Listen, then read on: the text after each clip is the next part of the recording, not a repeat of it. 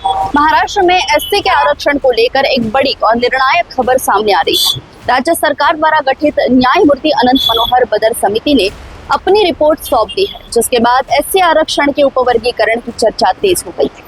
इस रिपोर्ट का सबसे महत्वपूर्ण बिंदु ये है कि एससी वर्ग के लिए निर्धारित 13% आरक्षण को अ, ब, क, ड जैसे 4 उपवर्गों में विभाजित करने की सिफारिश की गई है।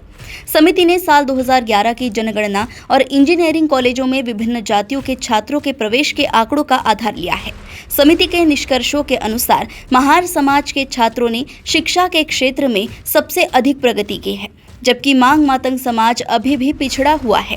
इसी आधार पर समिति ने सिफारिश की है कि आरक्षण का बड़ा हिस्सा मांग मातंग समाज को मिलना चाहिए।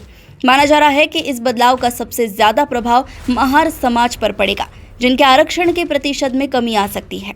सरकार ने इस पर जनता से सुझाव और आपत्तियां मांगी है, जिसकी अंतिम तिथि आज यानी गुरुवार है। अब देखना ये होगा कि सरकार इन सिफारिशों को कब और किस स्वरूप में लागू करती है। महाराष्ट्र में अनुसूचित जाति आरक्षण के उपवर्गीकरण का ये मुद्दा आने वाले समय में राज्य की राजनीति और सामाजिक ढांचे को पूरी तरह बदल सकता है। जस्टिस बदर समिति की ये सिफारिशें एक तरफ जहां पिछड़ी जातियों के लिए न्याय की उम्मीद लेकर आई है, वहीं दूसरी तरफ महार और मेहतर जैसे समाजों में इसे लेकर चिंताएं भी बढ़ गई है। अब सवाल ये है कि क्या सरकार इन सिफारिशों को पूरी तरह लागू करेगी, और अगर ऐसा होता है तो इसका चुनावी और सामाजिक असर क्या होगा। फिलहाल सरकार जनता की आपत्तियों और सुझावों का इंतजार कर रही है, जिसके बाद ही अंतिम फैसला लिया जाएगा। ऐसे ही अपडेट्स मैं ऐश्वर्या आप तक लाती रहूं। तब तक देखते रहिए देशोन्नति। नमस्कार।